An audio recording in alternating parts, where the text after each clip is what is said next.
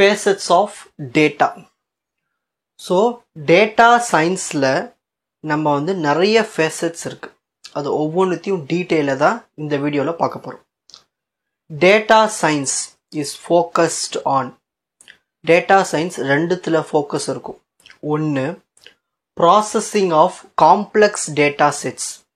இப்போ நார்மலாவே இப்போ weather report நம்மளுக்கு கிடைக்குது. weather reportல நிறைய டேட்டாஸ் இருக்கும். அது எல்லாத்தையும் கலெக்ட் பண்ணி அதுக்குன்னு ஒரு ப்ரெடிக்ஷன்ஸை உருவாக்குது இல்லையா, அதுதான் வந்து டேட்டா செட்ஸ். அந்த மாதிரி ஒரு காம்ப்ளெக்ஸ் டேட்டா செட்டை ப்ராசஸ் பண்ணுறதுக்கு டேட்டா சயின்ஸு ஒரு முக்கியமானது. Building predictive models from those data. So டேட்டாஸில் நிறைய டேட்டாஸ் இருக்குது. எல்லா டேட்டாவும் எடுத்துக்க மாட்டாங்க. தேவையான டேட்டாவை எடுத்துட்டு அதுக்குன்னு ஒரு மாடல் ஒன்று க்ரியேட் பண்ணுவாங்க. ஃபார் எக்ஸாம்பிள், மழை இந்த பக்கம்தான் வருது, ஸோ இப்படி வர்றதுக்கான டைரக்ஷன்ஸ் ஒரு ஃபிசிக்ஸ் யூஸ் பண்ணி டைரக்ஷன்ஸ்லாம் கரெக்டாக ப்ரெடிக்ட் பண்ணி வைப்பாங்க model.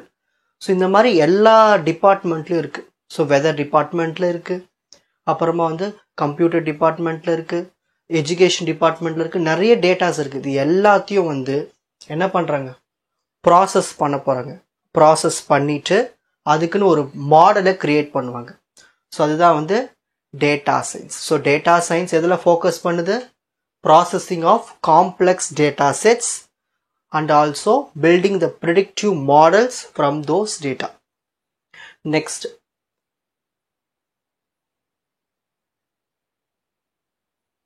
upstream process na enna, downstream process na enna. Upstream la enna பண்ணுவாங்க, acquire பண்ணுவாங்க, clean பண்ணுவாங்க, integrate பண்ணுவாங்க. ஸோ ஒரு டேட்டாவை வாங்கிட்டு அதில் தேவை இருக்கிற டேட்டா, தேவை இல்லாத டேட்டாஸில் க்ளீன் பண்ணுறது, அப்புறம் இன்டகிரேட் பண்ணுறது, அது எல்லாத்தையும் ஒருங்கிணைக்கிறது. டவுன் ஸ்ட்ரீம் ப்ராசஸில் இப்போது ஒருங்கிணைச்ச டேட்டாஸ் எல்லாத்தையும் அனலைஸ் பண்ணுவாங்க, அப்புறமா மாடலிங் பண்ணுவாங்க. மாடலிங் என்னது? அனலைஸ் பண்ணிட்டு இந்த டேட்டாவை இந்த மாடலில் பண்ண நம்மளுக்கு ப்ரெடிக்ஷன்ஸ் கரெக்டாக வரும், அந்த மாடல். அப்புறமா ப்ரெடிக்ஷன்ஸ், மாடலிங் கரெக்டாக இருந்தால் ப்ரெடிக்ஷன் பண்ண முடியும். ஓகேங்களா? ஸோ இதுதான் upstream process, downstream process. Next, there are many facets of data science. நிறைய இருக்கு facets. அதில் மெயினாக 7 எடுத்துக்கிறோம். Identify the structure of data. So ஒரு டேட்டானுடைய ஸ்ட்ரக்சரை ஐடென்டிஃபை பண்ணணும்.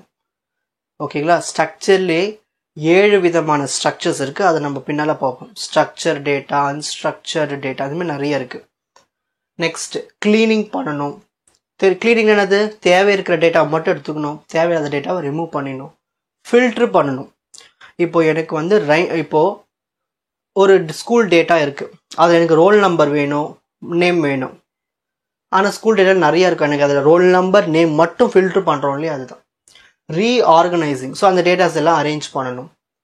அப்புறம் ஆகுமெண்ட் பண்ணணும்.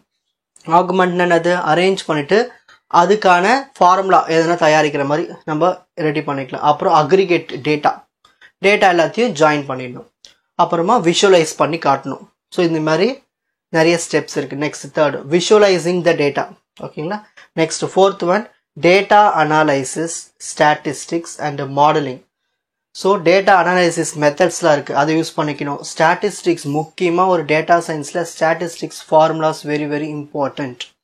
அது தெரிஞ்சாதான் நம்ம வந்து என்ன மாடல்னு கண்டுபிடிக்க முடியும், எப்படி டேட்டாஸ் வருதுன்னு கண்டுபிடிக்க முடியும், எவ்வளோ டேட்டாஸ் யூஸ் பண்ணலாம், என்ன மாடல்ஸ் ப்ரெடிக்ட் பண்ணலாம், அதுக்கு எல்லாத்துக்குமே ஸ்டாட்டிஸ்டிக்ஸ் வேணும். மிஷின் லேர்னிங் என்னது? இப்போ நார்மலாக நம்ம ஒரு ஃபோன் பண்ணுறோம், அந்த ஃபோன் டேட்டாஸு எவ்வளோ இருக்குது. ஸோ அந்த மிஷின் அது எப்படி ஒர்க் பண்ணணும், அது எப்படி டேட்டாஸ்லாம் ஸ்டோர் பண்ணணும். ஸோ அதுக்கும் மிஷின் லேர்னிங்கு நம்ம தெரிஞ்சுக்கணும். ஓகேங்களா? Next, assembling data processing pipelines to link these steps. ஓகேங்களா? அசம்பிளிங் டேட்டா, நிறைய டேட்டாஸ் இருக்கும், அது எல்லாத்தையும் கனெக்ட் பண்ணி ஒரு ப்ராசஸாக கொண்டு வரதுக்கு பைப்லைன்ஸ் யூஸ் பண்ணிக்கணும். Next, leveraging high end computational resources for large scale problems. இதுவே ப்ராப்ளம் பெரிய ப்ராப்ளமாக இருந்துச்சுன்னா, வேர்ல்டு லெவல் ப்ராப்ளம், நிறைய டேட்டாஸ் கொடுத்துட்டாங்க, கொரோனா டேட்டாவே எடுத்துப்போமே, அது எல்லாத்தையும் ப்ரெடிக்ட் பண்ணுறதுக்கு, அதை அனலைஸ் பண்ணுறதுக்குலாம் வந்து நல்லா ஹை எண்ட் கம்ப்யூட்டேஷனல் ரிசோர்ஸஸ் தேவை. ஓகேங்களா? நிறைய ரிசோர்ஸஸ் தேவை, பயன்படுத்தி தான் நம்ம ஒரு ப்ரெடிக்ஷனுக்கு கொண்டு வர முடியும். ஸோ கொரோனா டேட்டு ஏறி இறங்கி போகும்னு சொன்னாங்களே, அதுக்கு எல்லாத்துக்குமே டேட்டா சயின்ஸ் தான் வரணும் ஈஸியாக. Next main categories of data, இதான் மோஸ்ட் இம்பார்ட்டன்ட். மொத்தம் 7 கேட்டகரிஸ் இருக்கு. First one structured data, second one unstructured data, third one natural language, fourth one machine generated graph based, sixth one audio video and images, seventh one streaming data. So இந்த மாதிரி 7 விதமான main categories இருக்கு டேட்டாஸில். இப்போ ஒவ்வொன்றுத்தையும் நம்ம டீட்டெயிலாக பார்ப்போம். First one structured data. இதில் பாருங்க structured data. Hierarchical data such as family tree is also called as structured data as they are stored in a particular structure. Hierarchical data என்னது? இப்போ நம்மளோட ஹைராரிக்கல் என்னது? தாத்தா பாட்டி, அப்பா அம்மா, அப்புறம் அண்ணன் தம்பி. ஸோ இந்த மாதிரி ஹைராரிக்கல் டேட்டாஸ். ஸோ இந்த மாதிரி தான் ஹைராரிக்கல் டேட்டாஸ் இருக்கும். For example roll number, name, address, phone number. பாருங்க roll number, name, address, phone number. So ஒருத்தனுடைய பெயர், அட்ரஸ், ஃபோன் நம்பர், இதுதான் ஹைராரிக்கல் டேட்டாஸ். ஓகேங்களா? Next second one unstructured data. Unstructured data என்னது? அது நம்மளால ஸ்ட்ரக்சர் பண்ணவே முடியாது, ஒரு குறிப்பிட்ட மாடலுக்கு வராது. ஸோ அந்த மாதிரி unstructured data is data that is not easy to fit in to the data model. ஒரு மாடலில் அதை போய் எதுவுமே ஃபிட் பண்ண முடியாது. ஏன்னா கண்டென்ட் வந்து கான்டெக்ஸ்ட் ஸ்பெசிஃபிக், அதாவது வேரி ஆகிக்கிட்டே இருக்கும். பாருங்க example digital photos, audio, video files are unstructured. அது ஒரு ஸ்ட்ரக்சர்னு சொல்ல முடியுமா? அதுக்கு ரோல் நம்பர், இப்போ நார்மலாக நம்ம ஸ்டூடெண்ட்டுக்கு என்ன இருக்கும்? ரோல் நம்பர்னு தனித்துவமாக இருக்கும், பேர் தனித்துவமாக இருக்கும், மார்க்ஸ் தனித்துவமாக இருக்கும். ஸோ அந்த மாதிரி இதில் கிடையாது. இதில் பாருங்கள் ஆடியோ டேட்டா பாருங்கள். இது ஆடாசிட்டி ஆப்பில் இருக்கிற ஒரு ஆடியோ ஃபைல் ஓப்பன் பண்ணி பார்த்தேன். அதில் வந்து எப்படி இருக்குது பாருங்கள் டேட்டாஸ். ஸோ இது ஸ்ட்ரக்சராகவே இருக்காது, ஒரு அன்ஸ்ட்ரக்சர்டாக இருக்கும். ஸோ இது அன்ஸ்ட்ரக்சர்டு டேட்டா. ஸோ அன்ஸ்ட்ரக்சர்ட் டேட்டாவுக்கு எந்த ஒரு மாடல்லையும் ஃபிட் பண்ண முடியாது. Natural language. இப்போது நார்மலாக இப்போதைக்கு ட்ரெண்ட் என்னது? நம்ம ஃபோன்லேயே வாய்ஸ்லேயே நம்ம என்ன பண்ணுறோம்? சர்ச் பண்ணுறோம். ஓகேங்களா? வாய்ஸ்லேயே கேட்குறோம் கூகுள் கிட்ட. ஓகேங்களா? ஸோ அதுக்கு தேவையானதெல்லாம் கொண்டு வருது. நம்ம லாங்குவேஜ்லையும் கேட்போம், இங்கிலீஷ் லாங்குவேஜ்லையும் கேட்போம், வேறு லாங்குவேஜ்லையும் கேட்குறோம். அப்போது ஒரு சிஸ்டம் என்ன பண்ணணும்? நம்ம என்ன லாங்குவேஜில் பேசினாலும் புரிஞ்சுக்கணும். அப்போது அதுக்கு எவ்வளவு டேட்டாஸ் கலெக்ட் பண்ணி, ஒரு லாங்குவேஜை புரிஞ்சுக்கணுன்னா அதுக்கு எவ்வளோ டேட்டாஸ் கலெக்ட் பண்ணி அதுக்கு ஒரு மாடல் கிரியேட் பண்ணி அதை எப்படி பர்ஃபார்ம் பண்ணியிருப்பாங்க பார்த்தீங்க. அதான் natural language. It is a special type of unstructured data. இதுவும் அன்ஸ்ட்ரக்சர் தான், ஸ்ட்ரக்சர்னு சொல்ல முடியாது. It is a challenging to process because it requires a knowledge of specific data science technique and linguistics. மொழி பற்றி, எல்லா மொழிகள் பற்றியும் டேட்டாஸ் கிடைக்கணும், அதை ஒருங்கிணைக்கணும், அதை கரெக்டான பக்குவத்துக்கு கொண்டு வந்ததுக்கு அப்புறமா தான் நம்மளால் என்ன பண்ண முடியும்? அதை வந்து ஒரு பர்ஃபெக்டான ஒரு ப்ராசஸை உருவாக்க முடியும். Example personal voice assistant like Alexa. இப்போ அலெக்ஸா கிட்ட நம்ம எது கேட்டாலும் நம்ம லாங்குவேஜில் இல்லை வேறு லாங்குவேஜில் கேட்டாலும் எப்படி கிடைக்குது? அவங்க அந்த லாங்குவேஜ் எல்லாத்தையும் டேட்டாஸ்லாம் கலெக்ட் பண்ணி அதை ப்ராசஸ் பண்ணி அந்த மிஷினில் ஸ்டோர் பண்ணி வச்சுருப்பாங்க. ஓகேங்களா? அந்த மாடல் கிரியேட் பண்ணியிருப்பாங்க. அது எல்லாத்தையும் பேஸ் பண்ணி தான் நம்மளுக்கு இது கிடைக்குது. ஓகேங்களா? ஒரு பர்ஃபெக்டான டேட்டா சயின்ஸ் மூலிமா.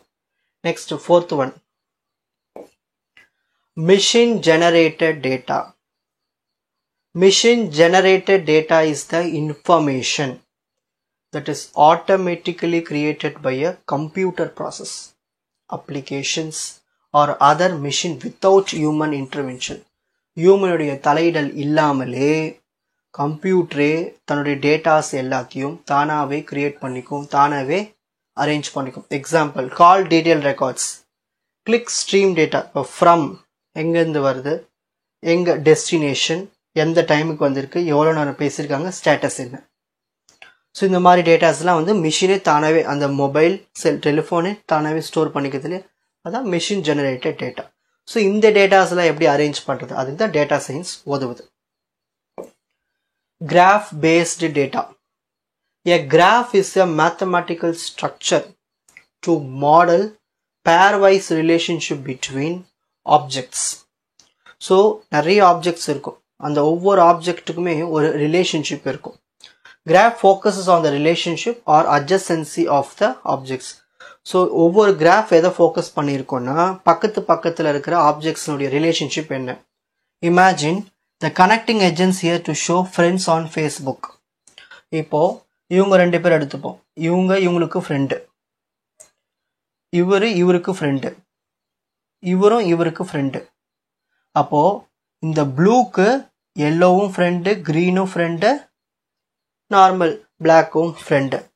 ஆனால் இவங்க யாருடைய ஃப்ரெண்டு? இது ப்ளூனுடைய க்ரீனுடைய ஃப்ரெண்டு. ஸோ இந்த மாதிரி பக்கத்தில் இருக்கிறதுக்கான இந்த ஆரோ போட்டு மெஷர் பண்ணுறோம் இல்லையா, மார்க் பண்ணுறோம் இல்லையா, புரிஞ்சுக்கிறோம் இல்லையா, அதுதான் கிராஃப் பேஸ்டு டேட்டா.